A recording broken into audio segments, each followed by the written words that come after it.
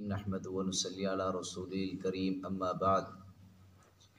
بسم اللہ الرحمن الرحیم۔ قابل احترام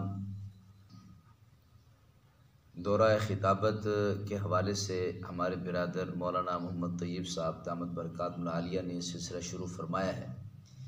میں آج آپ کو اس نشست کے اندر یہ بات عرض کروں گا کہ ہم اپنے جو بیانات ہیں اس کی تیاری کیسے کریں۔ اس کے اندر سب سے پہلے ضروری یہ ہے کہ ہم اردو کو سیکھیں، کہ اردو کے جملے، اس کے ڈائیلاگ اس کو سیکھیں، اور اس کے بعد یہ دیکھیں کہ اردو ادب کے جو ماہرین ہیں جیسے علامہ اقبال، مرزا غالب، ہمارے مولانا ابو الحسن ندوی رحمۃ اللہ علیہ، اسی طرح مولانا مناظر حسن گیلانی رحمۃ اللہ علیہ، اور ہمارے حضرت حکیم الامت مولانا اشرف علی تھانوی رحمۃ اللہ علیہ، اور اسی طرح چودھری افضل حق صاحب، شورش کاشمیری، ان حضرات کی ہم کتابیں دیکھیں اور اس کے اندر دیکھیں کہ جملوں کا استعمال کیسے ہوا ہے، اس انداز سے ہم گفتگو کرنے کی کوشش کریں، اور اس میں جو آپ کو جملہ پسند آئے اس کو انڈر لائن کریں، یعنی اس کے اوپر آپ لکیر لگا دیں اور ان عبارات کو یاد کرنے کی کوشش کریں۔ دوسرے نمبر پر قرآن مجید کی آیات، اس کو صحیح الفاظ میں پڑھنا، اس کا تلفظ، اس کی ادائیگی، اس کو سیکھیں، اور ہر عنوان کے تحت علیحدہ علیحدہ آپ کو معلوم ہونا چاہیے کہ اس عنوان کے تحت یہ آیت ہے، اس عنوان کے تحت یہ آیت ہے، ہم اس آیت سے یہ چیز استدلال کر سکتے ہیں، اس سے یہ استدلال کر سکتے ہیں۔ استدلال کا اپنے اندر قوت جو ہے وہ پیدا فرمائیں۔ اور تیسرے نمبر پر ذخیرہ احادیث میں سے ہم احادیث کا جو ہے غور سے مطالعہ کریں، اس کو دیکھیں، خصوصاً اس میں جو باب ہیں مشکوٰۃ شریف میں، باب فضائل سید المرسلین صلی اللہ علیہ وسلم، اور اسی طرح حضور صلی اللہ علیہ وسلم کی معجزات کے ابواب ہیں، خصوصیات کے ابواب ہیں، ان کو خصوصیت سے یاد کریں، اور اسی طرح باب مناقب جو صحابہ کرام رضی اللہ تعالیٰ عنہ کی تعریف اور توصیف میں ہے ان کو یاد کریں، حدیث پاک کو حفظ کرنے کی کوشش کریں، اور اسی طرح جتنا ہو سکے خصوصاً راوی کا نام بھی یاد ہونا چاہیے، حدیث کا عبارت بھی یاد ہونی چاہیے، اور اس کو انسان جو ہے بالکل روانگی کے ساتھ پڑھے۔ اور عربی اشعار جو سیرت النبی صلی اللہ علیہ وسلم سے متعلق ہیں، صحابہ کرام رضی اللہ تعالیٰ عنہ سے متعلق ہیں، خصوصاً یہ اشعار جو ہے وہ کثرت کے ساتھ رحمۃ للعالمین قاضی سلمان منصور پوری رحمۃ اللہ علیہ کی کتاب میں وہ درج ہیں۔ اسی طرح یہ اشعار جو ہے سیرت ابن حشام، علامہ ابن حشام کی کتاب میں وہ درج ہیں، ان کو یاد کرنے کی کوشش کریں۔ اگر آپ نے اصلاحی حوالے سے گفتگو کرنی ہے تو اس میں آپ کتاب الرقاق خصوصیت کے ساتھ مشکوٰۃ میں آپ اس کا مطالعہ کریں، تاکہ آپ میں علم ہو جائے کہ فلاں چیز پر یہ حدیث ہے، فلاں چیز پر یہ آیت ہے، اس کو دیکھیں۔ اور اس میں سب سے بہترین جو ماخذ ہے اصلاحی حوالے سے جس کے ہم جمعے کی تیاری کرتے ہیں وہ ریاض الصالحین ہے، کہ وہاں ریاض الصالحین میں خصوصیت یہ ہے کہ وہ آیات لاتے ہیں پہلے، پھر اس سے متعلقہ احادیث لاتے ہیں، اور تفاسیر میں خصوصیت کے ساتھ جہاں تفسیر القرآن بالقرآن، تفسیر القرآن بالحدیث کا خصوصیت کے ساتھ اردو کے اندر جو کتاب موجود ہے وہ شیخ حضرت مولانا محمد عاشق الہی بلند شہری رحمۃ اللہ علیہ، ان کی تفسیر شہر آفاق انوار البیان، اس کا ہم خصوصیت کے ساتھ مطالعہ کریں۔ اور اصلاحی مواد کے اندر جمع کرنے میں جو بہترین کتابیں ہیں ان میں امام بخاری رحمۃ اللہ علیہ کی الادب المفرد ہے، اور حضرت مولانا منظور نعمانی رحمۃ اللہ علیہ کی معارف الحدیث ہے، اور اسی طرح مولانا بدر عالم میٹھی رحمۃ اللہ علیہ کی ترجمان القرآن ہے، اور اسی طرح جو ہے احیاء العلوم امام غزالی رحمۃ اللہ علیہ کی، تبلیغ دین یہ بھی امام غزالی رحمۃ اللہ علیہ کی، اس کو ہم خصوصیت کے ساتھ دیکھیں، اور ابن جوزی رحمۃ اللہ علیہ کی تلبیس ابلیس، اس کا خصوصیت سے ہم مطالعہ کریں، اور نفس کے حوالے سے بھی نفس کو کیسے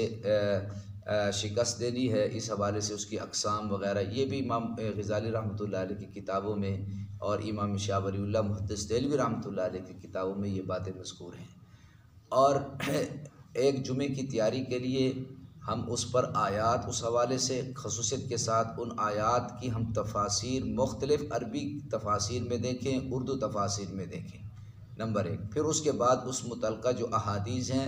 ان احادیث کو ہم دیکھیں کہ یہ حدیث کس کس جو ہے کتاب کے اندر موجود ہے، اس کی پوری تخریج دے کر آئیں، اس پر تحقیق کر کے آئیں۔ اور پھر اس سے مواد نکالنے کی ایک صلاحیت جو ہے وہ اپنے اندر پیدا کرنے کی کوشش کرے، اور اس سے متعلقہ کوئی فقہی مسائل آ جاتے ہیں اس کے اوپر بھی بحث کرنی چاہیے۔ جب انسان گفتگو کرے گا تو آیات پڑھے اور اس کے ساتھ احادیث عربی میں پڑھے، اور اسی طرح جو ہے کوئی عربی کے ڈائلاگ ہیں، خصوصاً حضرت علی رضی اللہ تعالیٰ عنہ کے جو اقوال ہیں وہ عربی کے اندر بہت ہیں، بہت خوبصورت منقول ہیں، اور عربی کے جو اشعار ہیں سیرت النبی صلی اللہ علیہ وسلم کے حوالے سے، اسی طرح عظمت صحابہ کے حوالے سے، اور اسی طرح جو اصلاحی حوالے سے بہت زیادہ اشعار مل جاتے ہیں۔ اگر ہو سکے تو اصلاحی حوالے سے مثنوی حضرت رومی رحمۃ اللہ علیہ کی بہت زیادہ مفید ہے۔ یہ طالب علمی دور کے اندر ہی انسان اس کو بچپن میں یاد کرتے رہے، عربی اشعار، اردو اشعار، احادیث اور سیرت النبی صلی اللہ علیہ وسلم اپنے اردو کے اندر خصوصیت کے ساتھ اپنے بزرگوں کی، مولانا ابو حسن ندوی اور حضرت مولانا مناظر حسن گیلانی، حضرت تھانوی رحمۃ اللہ علیہ، شیخ الاسلام حضرت مولانا شبیر احمد عثمانی، حضرت مفتی تقی عثمانی، ان کی کتابوں کا خصوصیت کے ساتھ جو ہے ہم لوگ مطالعہ کریں اور اس کے اندر غور و خوض کریں، اور روزانہ کی بنیاد پر اخبار پڑھیں۔ اخبار کے اندر جو مضامین آتے ہیں اور اس کے اندر جو لکھا ہوتا ہے اس تاکہ حالات حاضرہ پر نظر رہے، اور انسان جو ہے قرآن مجید کی جو تفسیر ہوتی ہے اپنی رائے سے نہیں کی جاتی۔ مفسرین جو لکھتے ہیں قرآن، تفسیر قرآن بالقرآن، تفسیر قرآن بالحدیث کی روشنی میں انسان اس بنیاد کو لے لے، اس بنیاد پر اپنی تقریر کا انسان جو ہے وہ پھیلاؤ کر سکتا ہے۔ تو ایک مقرر اور خطیب کے لیے بہت مستند عالم ہونا بھی ضروری ہے کہ اس کو ہر چیز جو ہے وہ محفوظ ہونی چاہیے، کہ عوام کے اندر جو خطیب ہوتا ہے وہ اپنے مسلک کا ایک نمائندہ ہوتا ہے، اور اس نمائندگی کے اندر اور تقریر کے اندر اس کا جھلک رہا ہوتا ہے کہ یہ آدمی کس انداز میں گفتگو کر رہا ہے، اور اس کے انداز اور اس کے بیان میں کتنا مواد ہے، اور اس کے گفتگو کرنے کے اندر اس کی کتنی گرفت اور پکڑ ہے۔ تو اس لیے سیرت النبی صلی اللہ علیہ وسلم کی مختلف کتابیں، سیرت مصطفیٰ مولانا ادریس کاندھلوی رحمۃ اللہ علیہ، اور اسی طرح رحمۃ للعالمین قاضی سلمان منصور پوری رحمۃ اللہ علیہ، اور محمد رسول اللہ ایک کتاب ہے سیرت النبی مولانا محمد میاں صاحب رحمۃ اللہ علیہ، اور بھی سیرت النبی صلی اللہ علیہ وسلم عربی کتابیں، شرح زرقانی اس کو دیکھیں، مدارج النبوہ کو دیکھیں، معارج النبوہ کو دیکھیں، خصائص کے حوالے سے خصائص الکبریٰ علامہ سیوطی رحمۃ اللہ علیہ، معجزات مصطفیٰ پر کتابیں دیکھیں۔ اب ایک خطیب کے لیے، اور پھر جو ہے آپ دیکھیں کہ خطیب جو ہے وہ ڈائلاگ جو استعمال کرتا ہے، جملے استعمال کرتا ہے، اسی طرح حدیث کے آپ ٹکڑے بنائیں، ایک حدیث کا ٹکڑا اس طرف اور پھر اس کا ترجمہ، حدیث کا ٹکڑا پھر ترجمہ، حدیث کا ٹکڑا پھر ترجمہ، اسی طرح جو ہے گفتگو کے اندر حسن پیدا ہو جاتا ہے، اور ہر تقریر کے اندر ڈائلاگ ہوتے ہیں، سیرت النبی کے علیحدہ ہے، اور اسی طرح عظمت صحابہ کے علیحدہ ہے، اور اصلاحی حوالے سے وہ علیحدہ ہے۔ اس لیے مکتوبات امام ربانی مجد الفساری رحمۃ اللہ علیہ اس کی خصوصیت کے ساتھ مطالعہ کریں، اور حکیم الامت حضرت مولانا اشرف علی تھانوی رحمۃ اللہ علیہ کے ملفوظات ہیں اس کو دیکھیں، اور ان کے خطبات کو دیکھیں۔ اصلاحی حوالے سے اس سے بڑھ کر اور کوئی چیز نہیں ہے۔ اللہ رب العزت مجھے آپ کو اس پہ عمل کی توفیق نصیب فرمائے، اور آپ ہی مستقبل کے درخشندہ ستارے ہیں،